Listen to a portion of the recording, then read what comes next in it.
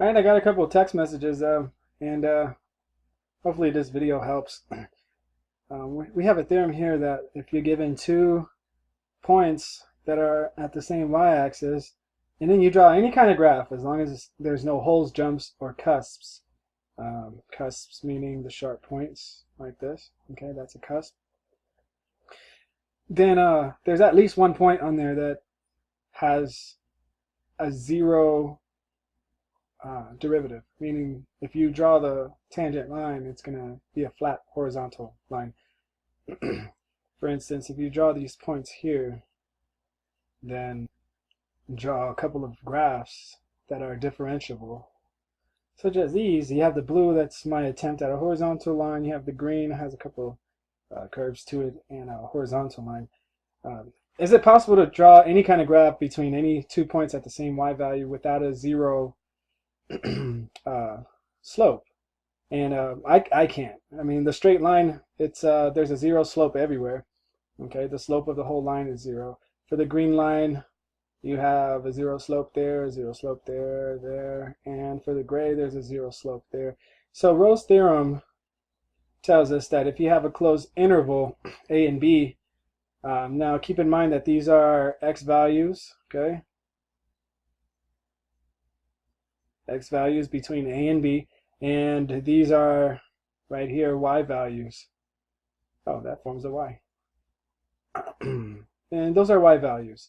Notice how the y values at those two x values are the same.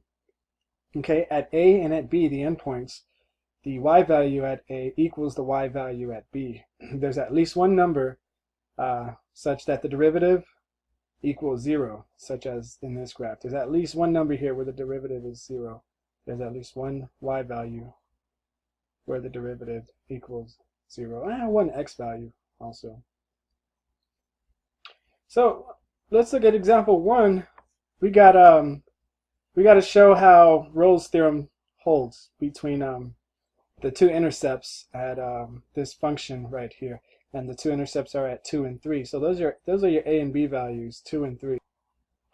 Okay, so it holds between the intercepts. We need to find the x-intercepts. So we're going to factor out the function itself, and we see that the roots are equal to x equals 3 and x equals 2. So in between those 2 points, let's show that there's a value where its derivative is equal to 0.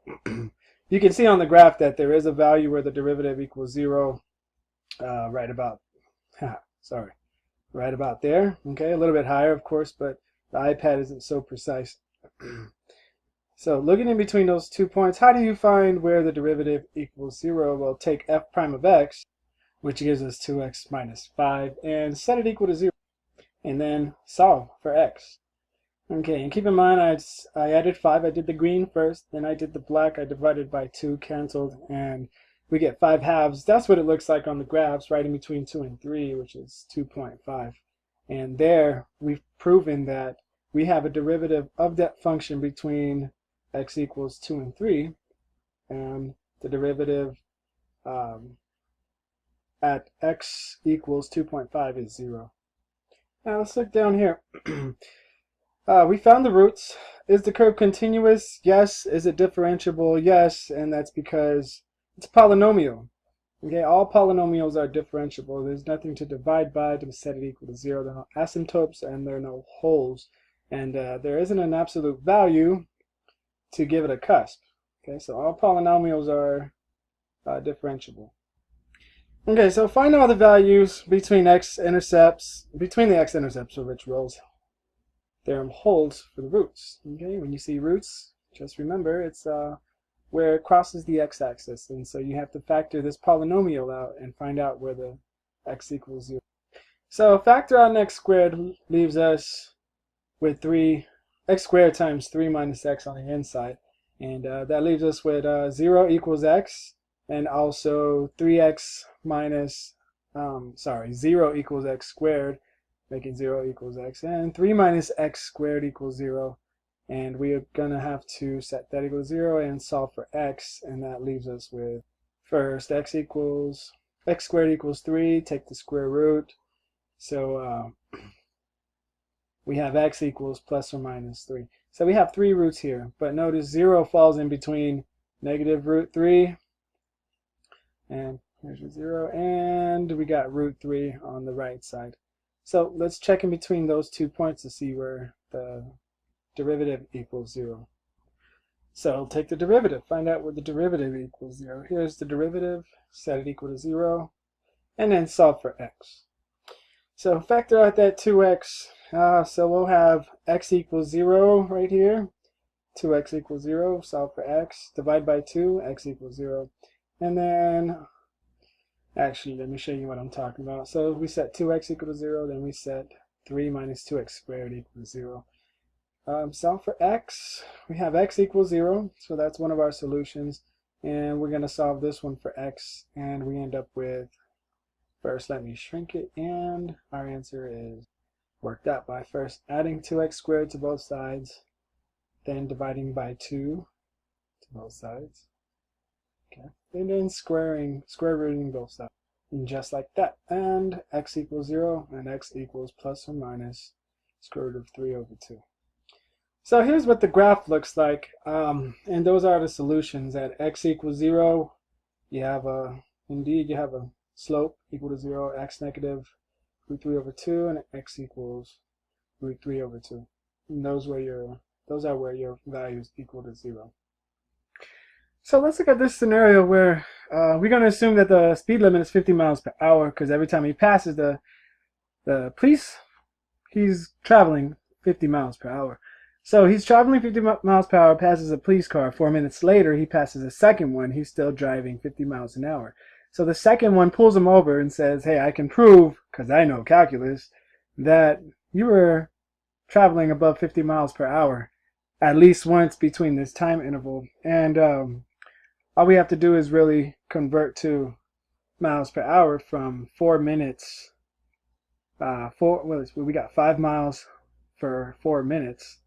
And that's what we have. We got 5 miles per 4 minutes. And so we are going to cancel out minutes with 60 minutes over 1 hour. Okay, the minutes cancel. And if you do the math here, 60 times 5 divided by 4, you get 75 miles per hour. So because of the average speed, just knowing the car's speed at 2 different points, we can find out that he was at least traveling over the speed limit between those 2 points. And in order to make it between those 2 points, he had to have been traveling 75 miles an hour to get 5 miles in 4 minutes. So the mean value theorem states if we have a continuous function over a closed interval, AB, and that translates to the graph right here, x value A, x value B, okay, and it's got to be differentiable, meaning there's no holes, jumps, cusps, or asymptotes between, and also at the endpoints, including the endpoints. Then there exists a number and another x value, which is this point right here, where if you take the derivative of the graph at C, you get this tangent line. It actually equals the slope of the secant line at the 2 endpoints. Okay, and remember from the beginning of the year, this right here is the equation, the expression that shows you how to find the slope of the secant line. So the slope of the secant line is this right here. There's another point in the graph where if you take the derivative of the graph, you'll get a line that has the same exact slope. So let's use example number 3 to explain this again. So those green dots represent the points x equals 1 and x equals 5 on the graph.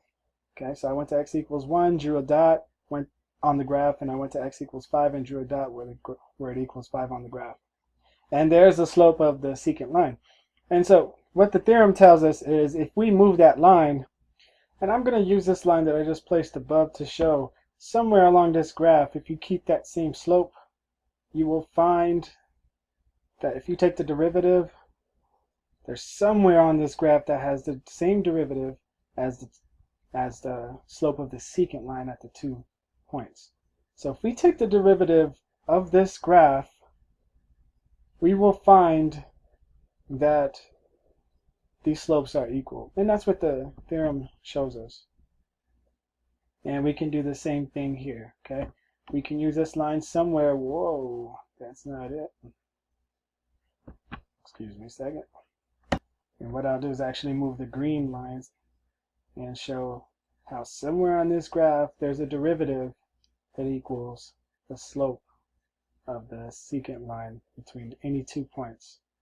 Okay? And it has to be between the 2 points that were given to find the secant line. Okay? You'll find that the slope of the derivative is equal to the secant line between those two given points. So now that you see it graphically, let's use the theorem. Okay, here's the equation. Okay, take the derivative of that equation. Remember that 3, the derivative of a constant is 0, and all we're left with is the derivative of, let's see, sorry, that won't work. I'm first going to change the function. Instead of 5 over x, I'm going to bring the x up to the top, raise it to the -1. It means the same thing. And now we can use the power rule. You can also use the quotient rule here. You can use the quotient rule to find the derivative as well.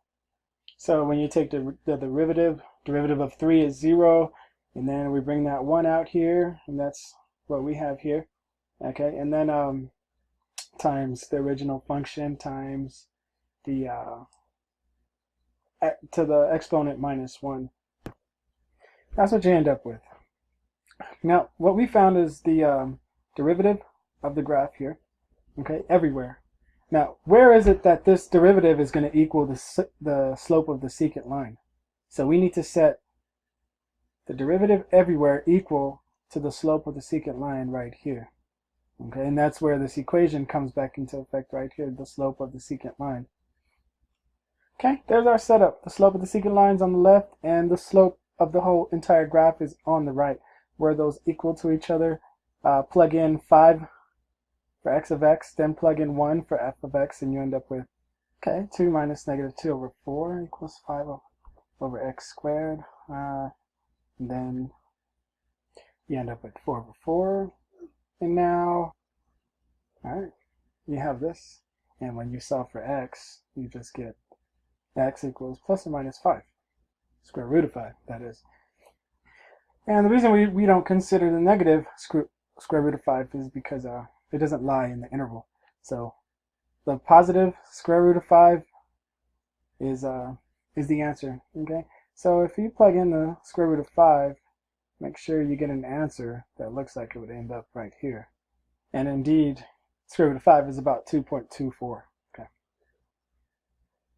So let's find the derivative of the tangent line, the derivative of this function right here.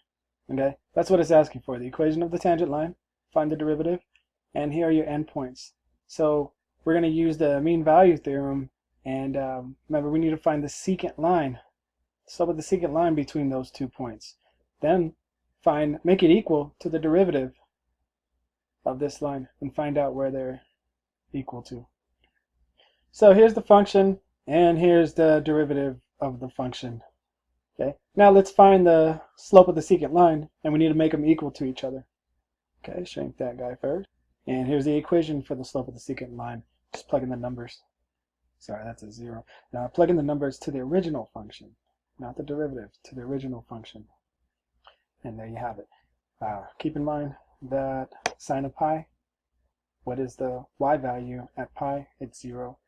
Okay, what is the y value at 0? It's also 0. Okay? So you end up at 2 pi plus 1 minus 1 over pi. Okay, just reduce it. Okay, that equals 0. So you have 2 pi over pi. Pi's cancel, leaving you with 2. Now set that equal to the derivative. All right, shrink that. Okay, here's your secant line. Here's your derivative. They're now equal to each other when you solve for x. Okay, and where is the cosine of x equal to 0? And that's at 90 degrees, with the x value equal to 0. So 90 degrees is pi over 2. What's the y value at pi over 2? So just plug it into the original equation, and you get y equals pi plus 2.